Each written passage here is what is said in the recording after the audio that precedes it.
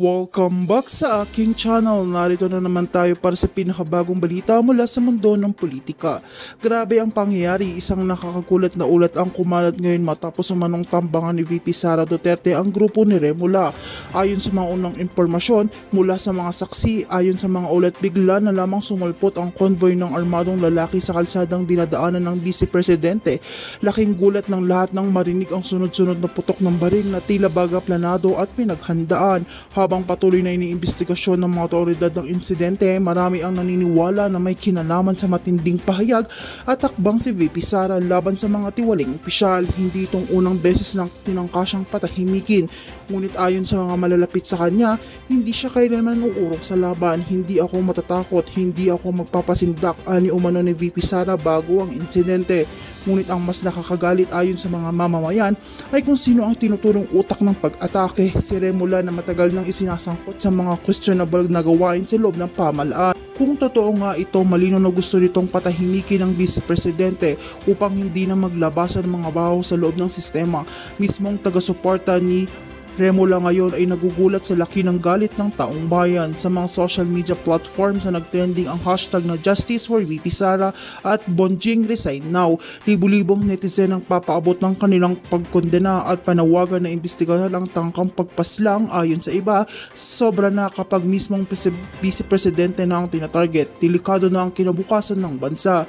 Ngayon patuloy ang pagdagsa ng suporta kay VP Sara mula sa mga lokal na opisyal, sundalo at karaniwang mamamayan. Marami ang nananawagan ng hustisya at katiyakan ng seguridad para sa kanya. Ang sambayan ng Pilipino ang muling nagkakaisa hindi lamang para sa Vice Presidente kundi para ipakita na hindi kailanman nagwawagi ang karahasan at pananakot laban sa katotohanan. Kaya manatili kayong nakatutok dito sa aking channel. Sa bawat pag-ikot ng kaganapan, kami ang iyong magiging sandigan sa walang kinikilingang impormasyon.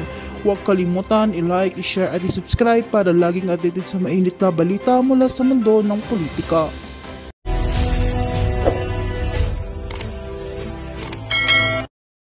Kay Bonjing Remulla na yun na nga, sana nga magurgur na anytime dahil alam ko konting isang bulati na lang ang hindi pumipirma dyan eh. Ngayon mga kababayan, the reason why pinupush nila yan para i-disqualify nila si Inday Sara. Paano yung disqualify? Diba? Binigay na yan sa atin ng ating puting sa Congress noong nandyan pa si Tambaluslos na talagang gagamitin nila si Remulla at gagamitin nila ang 125 million na confidential funds na binabato nila kay Inday Sara na paulit-ulit, mga kababayan. Okay? Ibabato nila at gagawa nila ng paraan. Magpa-fabricate sila ng crime kay Inday Sara para sa 2028, mga palangga, ay kanila ng tuluyan ng hindi makatakbo si Inday Sara. So ilang taon na lang ba tayo ngayon? Pila na kita ka ano natin ngayon taon? 28, 25, 26, 25, 26, 27, like 2.5 years? Wait, 3 years pa ba? Yeah, almost. Okay. Anyway, mga kababayan, so syempre, gagamitin si Remulla para gurgurin si Inday Sara. What is gurgurin? Literal ba nagugurgurin niya o gurgurin niya ang karera ni Inday Sara?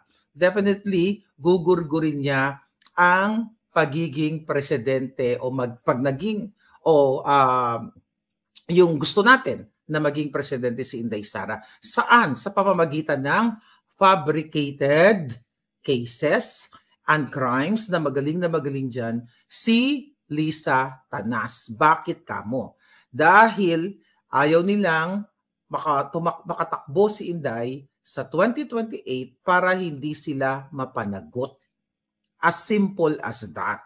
Ngayon tatanungin nyo, kaya ba nilang, kaya ba, kasi usually ang mga kaso-kaso sa Pilipinas tumatagal ng years. Siyempre ang ombudsman ay makikipagsabuatan lang yan para gumawa ng mga investigation, laban dito kay Inday Sara, then isasampa sa Sandiganbayan, sa Supreme Court, at ang plano nila dyan mga palangga, sinabi na yan sa atin na i-expedite nila yung kaso. Meaning, Tututukan nila yan, mga kababayan, para hindi na makatakbo si Inday Sara dahil nakikita nyo ngayon kung mag-eleksyon ngayon ay si Inday Sara ang mananalo pagdating sa presidente. Even nga noong 2022, alam naman natin na si Sara ay nakakuha ng mas maraming boto. So ngayon, mga kababayan, kaya pinupush niyan si Boying Remulla na busisiin, not really busisiin na pinupush siya na diyan siya maging na ma-appoint siya as ombudsman dahil magiging kasabwat yan, okay? Magiging kasabwat yan ng Bangag administration. Magsasampayan, mga kababayan, ng kung ano-ano mga kaso, maghahalongkat yan ng mga kaletsihan nila para talagang makikipagsabwatan na rin dito sa COMELEC. Kasi ano yan konektado yan ombudsman.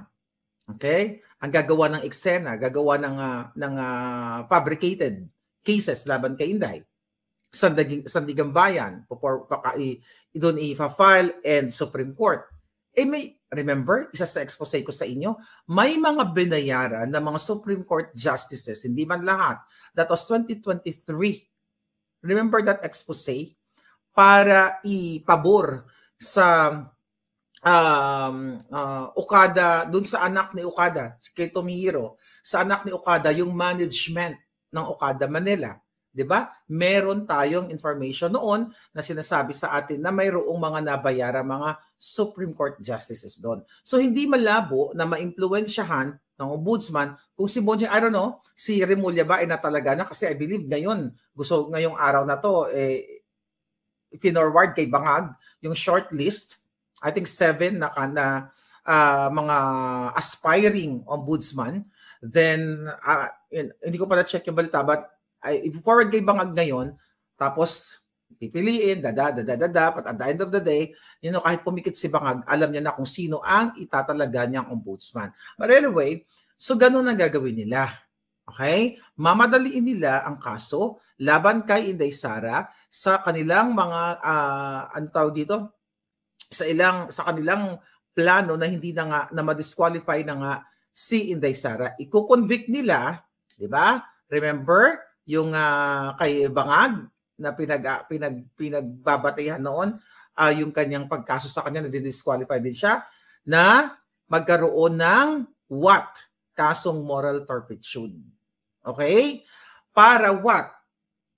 Para idiin si Inday dito sa graft and corruption na 125 million na confidential fund. Pero ang bilyon-bilyon ni Martin Romualdez o trilyon ni Saldico o ang nakaw ni Bangag nga pa rin. Hanggang ngayon, investigation pa rin tayo. And recently nga, kaya nag-end up sa pag-resign ni Lacson bilang chairman ng Blue Ribbon Committee, mga palangga, dahil na pangalanan na unti-unti, okay, bongga, hindi unti-unti, si Romualdez at papunta na sana tayo sa Aguado sa Malacanang, okay? Kaso lang, kinancel o sinuspend yung hearing patungkol dyan sa pagnanakaw ng Bangag administration ni Tambaluslos, kaya nag-end up dito sa pag-resign ni Coratong Baleleng Lacson. Kaya naman nagkakaletse-letse na sila ngayon dyan sa Senate. At maraming buwisit dito kay Lacson na ito. Ngayon, mga kababayan, doon nila titirahin si Inday Sara. I-disqualify nila, gugurgurin nila bago mag-2028. I-make sure nila na magkaroon ng hatol, ng conviction. Diba? Kasi sa impeachment, malabo sila, diba? Hi, Raymi, you're there. Thank you, Palangga. Enjoy your life every day. Sinubukan nila yung impeachment. Di ba, nakita nyo naman, in archive. Then, next year, gagawa pa rin yan sila sa impeachment. Pero para, kumbaga may plan A, plan B, plan C yan sila So, plan A is impeachment. Then, hindi umubra. Then, next year, Feb, magpa-file na naman yan. Kung nandiyan pa rin, kung buhay pa rin yung mga kongresista na yan. Then, pag napalitan na, pag naging ombudsman na si Bonjing Remulla, papailan na nila ng kaso si Inday para tutuluyan nilang madiskwalipika na ang ating Inday Sara. Kaya nga, Ano pa ang ginagawa natin? Manawagan o makiisa kayo? Nanawagan na tayong lahat. Ako, nanawagan na ako. 3 years na ako nananawagan. Now we have Kiko Barzaga. Now we have Manong Chavit Singson. Mamaya, we'll talk about Manong Chavit Singson na all out na talaga siya dito sa giyera na laban sa Bangag administration. So mga kababayan, ang gagawin talaga ng Bangag na yan, Bangag at Bonjing Remulla na yan, sisiguraduhin nila yan na bago mag-2028, bago mag-filing ng candidacy, ay i-convict nila, i-convict nila si Inday Sara. Kasi sa ngayon, magkakasabot sila eh. Di ba? Makinig kayo. Maniwala kayo sa akin. Lahat ng expose ko, eto yung ginagawa nila. Lahat ng expose ko, nagkatotoo na ngayon. Kaya yung mga dramatization ni Bangag Jr. na siya daw nag-expose nitong corruption na to, no, hindi nila na-foresee na may lalabas na isang Guteza na pangalanan ng, yung very powerful, yung kanyang sworn statement, yung kanyang sinumpaang salaysay, na nag-deliver siya ng mali-maletang pera sa kay Martin Romualdez, kay Zaldico, at sa Malacanang, doon sa Aguado na binabanggit niya. Kaya nga, di ba, biglang nagulat sila sa surprise at, testimony ni Orly Guteza. At ngayon, ano nangyari? Di ba sinira kaagad ang karakter ni Guteza, na kesyo ang affidavit, ang sworn statement ay ang signature ng notary ay peke. Then anong ginawa natin? Hinalungkat natin na yung abogadong si Espera ay nagsisinungaling dahil talagang yun ang kanyang signature. At nag-fake siya ng kanyang signature. Binago niya yung stroke actually ng kanyang signature doon sa kanyang demand letter na pinasisinungalingan niya na hindi daw niya signature at finrod daw o dinaya yung kanyang signature ni Guteza. Nakita niyo yung dots. Nakita niyo yung corroboration of events. Sequence of events. Di ba? Nakita niyo talagang ang punot dulo nito si Marcos. Nakita nyo si Kiko Barzaga na patuloy na nagsasalita. Recently, nagsasalita siya ngayon. Sabi niya sa post niya na Monday pa daw yata sila. Tignan ko lang to. Monday pa daw yata. Monday ba? Parang, wait a minute. Monday or next month. May statement siya dyan eh. Na makapag-vlog with Sandro. Binubwisit niya talaga si Sandro. And that's really good na meron tayong batang kongresista na talagang matapang dyan na nagsasalita. Alright? Sabi niya sa mga nag-aabang 2 hours ago, ang susunod na vlog namin ni Sandro, baka next month pa, lagi siyang wala sa Kongreso. Baka nagtatago abroad kasama si Tito Romualdez. By the way, actually may nag-message sa atin, okay? Allegedly, okay, etong si Charis, si Sandro ay nasa F1 ngayon, kasama ni Crystal Jacinto. Ano no? May mga artista ba dito? Actually, kagigising ko lang. Nagbasa lang ako ng news. Ganyan-ganyan. Ang alindog ko. Talagang nag-ano lang tayo. Nag-emote din. Binasa ko, aniskan ko yung mga news. So, allegedly, itong si Charis, saka yung artista si Crystal Jacinto, na biglang yumaman, kaya dapat imbestigahan din yan. Na chami-chami na sumasakay sa helicopter ni Tito Romualdez, ni Sandro. Alamin nyo yan. So, sabi ko nga sa inyo, sobrang lalim na, talamak na ang hinaharap ng taong bayan dito, mga kabayan. So, ngayon, ano daw? Post, sabi ni Vance Vlog, post ni Lance Duterte. Ano yung pinost ni Lance? Hindi ko nakita. Okay? Ganon. Talagang pagtutulungan nila si Inday Sara. Pagtutulungan nila yung mga Duterte, buburahin nila sa mapa sa political map or spectrum, mga kababayan, ang Inday Sara, ang mga Duterte. Gusto na gurgurin ng Pangulong Duterte. Di ba? F1 Singapore. Yes.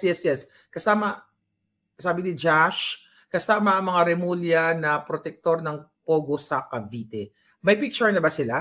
Kasi ito yung nakarating sa atin. Although wala pang picture, kaya nga sabi ko allegedly na wala pa ako nakita ang picture. Kaya tulungan ninyo ako maghanap ng picture. Nasaan yan? Sandro na yan dahil yun na nga, kakasabwat lahat yan. Paulit-ulit natin na 61 billion dapat imbestigahan din. Dapat gumawa ng paraan din si Manong Chavez Singson dyan sa Ilocos, sa mga kaalyado niya, na pigain, okay, ang mga hayop ng mga Marcos na ito. Manong, lahat ng mga Marcos, tinraidor ka.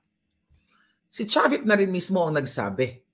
Okay? Kasi inaatake siya ng attack dog. Ang tawag niya nga girl, nakakatuwa nga eh. Nakakatuwa si Chavez, you know? Ang tawag niya kay Clarissa, kay Auntie Claire nyo, you know? Gusto ko hindi bagay sa kanya pangalang Claire, okay?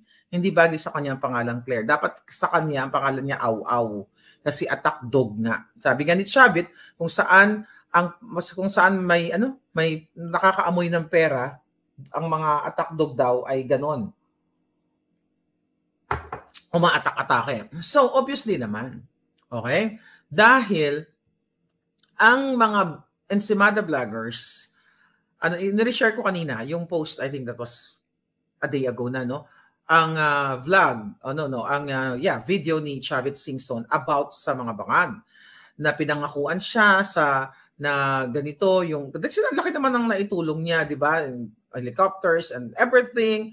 Kasi let's face it, sa politika, okay? Sa politika, di ba, gano'n naman, tumulong, ganyan-ganyan, tapos payback time, ganyan, bibigyan ka ng pwesto and everything. As long as yung pwesto ibibigay sa'yo, gamitin mo sa tama. So anyway, sinabi niya doon na talagang ginago siya ng Marcos administration.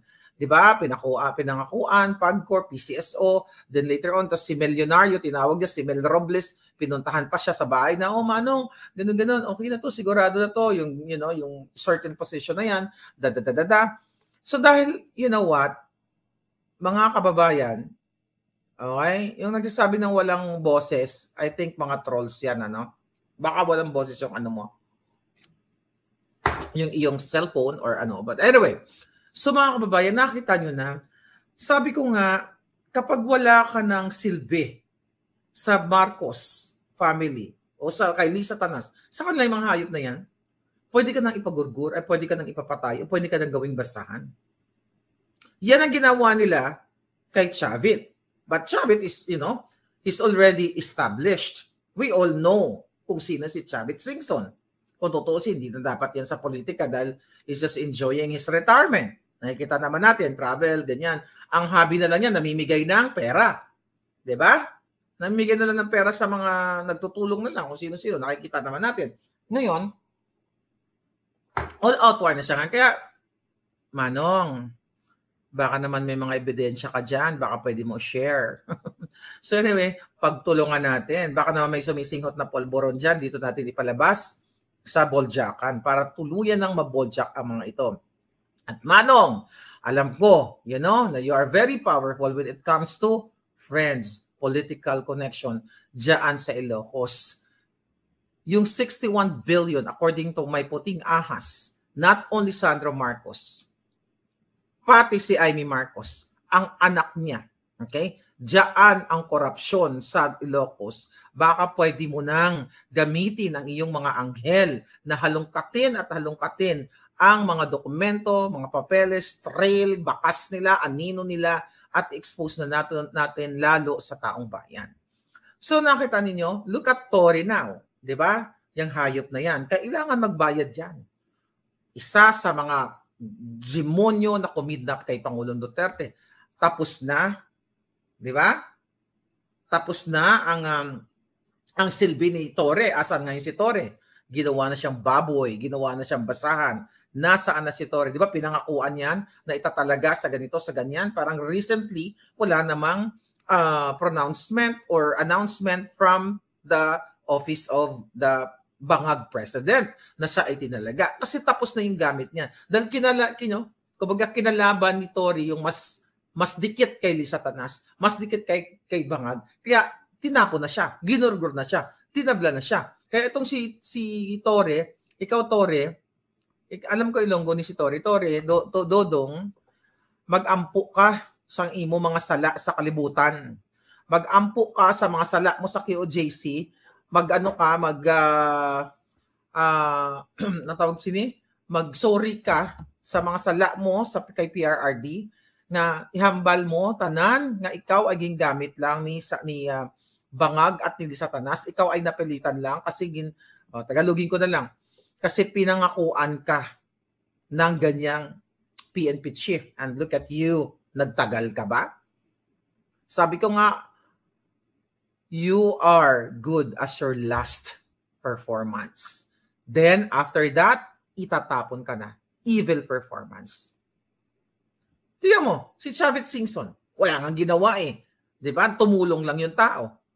Pero anong ginawa? Sabi ni Chavit, ina-attack dog daw si Castro.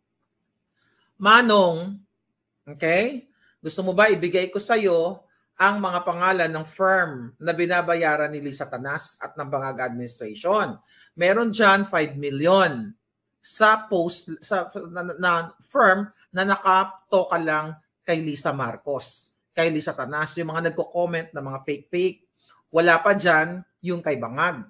Wala pa dyan yung vault. Saan yung vault? Diyan sa PCO, Presidential Communication Office, na recently lang ay binuking yan ni Congressman Paulo Marcoleta, na mayroon silang vault doon, may cash sila doon dahil pambayad nila sa kanilang trolls. Mga kababayan, dito na pupunta pera ninyo. Kaya nga, I hope you do something for your people. I hope you do something for your country, for your next generation. Di ba? Ano ngayon ang gagawin natin? Ang dami ng ano daw? Totoo ba ang chismis may nangyari kay Bugaw at kay, aywan ko pa lang din, hindi ko alam yung chismis na yan, ngayon lang kay Castro, Russell Estedes. Well, kapag mga hayop, ang mga hayop kasi, hayop physically, hayop ang pag-uugali, kahit ahas o kahit baboy ramo. I don't know. Anyway, ngayon, I don't know about that chika, mga palangga. So ngayon, mga kababayan, okay, alam mo, ang ganda-ganda, alam mo, sabi ko, alam mo, somehow, nagpapasalamat ako sa Diyos. Dahil hindi na lang ako ang nagsasalta ngayon. Lawit na dila ng lola niyo. 2022, sinumulan natin sa babaeng ahas, din sa smuggling, Michael Ma, Sayarot, lahat. Wala, although kayo, nandiyan kayo, you're very, reactive, nag-engage kayo, ini-echo ninyo ang ating mga chika. Ang tingnan mo, yung sinabi ni Manong Chavit Singson, na tinawag niya si Robles ng milyonaryo. Tayo naglabas nung video message ni Satanas Marcos, na sinasabi niya kay milyonaryo na nung binati niya ng birthday na sama-sama tayong maging milyonaryo. So subconsciously, di ba? Binabanggit ni Satanas yun kasi behind the scene, mga kababayan, ay talagang sila kumukubra ng pera ng bayan. Kaya kahit na sa mga simple greetings lang, na sana sabihin niya na happy birthday, simpleng da lang, then meron pang sinasabing sama-sama tayong maging milyonaryo. Nakita nyo? At naging totoo na sama-sama silang naging milyonaryo. Di ba? Ang dami natin mga pasabog. Ayan yung mga pasabog natin in 2023. Noon pa yan. Yung iba nga nawala. Ayan yung ulo ni Satanas. Yan yung pagkor. Ayan o, halos lahat ng pasabog ko. Tignan ko nga yan. Ayan o. Lahat. Ayan. Ang mga kasabwat ni Satanas. Ayan o, DOJ. Ayan si Remulla. Andyan yung pagkor. May mga namatay na nga dyan eh. Andyan ang PCO. O, yung iba dyan, nag-resign na. House Speaker, Tambaluslos. Ayan, nasa top ng ulo ni Satanas. Yung mga kasabwat na dyan sa pagnanakaw sa Kabanang Bayan. Ang dami natin. O, ito, ano na nangyari dito sa investigation na yan? Kay Escaler. O, di ba? Nire-review ko lang kayo. Michael Escaler, Ian Alvarado, Edwin Lee. Nasaan na yung investigation na yan? Napanagot ba yan? Yan yung mga nag-import ng asukal nang walang sugar order, 'di ba? Walang tamang documents. Yan yung mga inano natin. Yan yung mga kababayan, yung mga inilabas natin in the past. What is this? Tambaluslos. What is this here? Ano ito? Tambaluslos. SW Office Awards. Okay. Ano ito? Oh, ito. Ito naman, yung sa DSWD. O, ito si Monina Romualdez. Tungkol naman dito sa Bids at Award Committee. Ayan, ito. Yung pinsan ni Bangag Jr. dyan sa DSWD na gumagawa sila nag-approve sila ng mga contract na hindi tumaan sa damang proseso. Ano pa ba mga kababayan? Ilan pa ba ang mga expose na dapat gawin ni Maharlika? But anyway, masaya na ako ngayon kasi konting kembot na lang yan. Di ba? Kiko Barzaga, Chavit Singson, Chis Escudero. Okay, na ngayon, binukelya niya na. Pero syempre, naharap din siya may resback din sa kanya. Kaya nga kailangan niyang patunayan, mga kababayan, ang kanyang sarili kung wala talaga siyang nakuha na pera galing dyan sa flood control na yan, mga kababayan. So, naalala nito mga expose day natin. Simpleng logo ng PAGCOR, 3 million pesos na kayang gawin ng elementary. Ang dami natin in-expose sa inyo, mga palangga. Kaya ngayon, dahil nakikita nila na malakas si Inday Sara talaga, talagang pipilayin nila si Inday Sara. Remember this expose. Okay, review lang tayo. Ayan si Mark Anthony Sayarot, kasama ni Bangag Jr. nung unang travel niya sa New York. Ayan, at saka si Risa Tanas at saka si Romualdez. Ano nangyari dyan? Nahuli yan, na-intercept yan ng Australian Federal Police. 1.8 tons. Okay? 1.8 tons of illegal na pulburon. Ano nangyari dyan?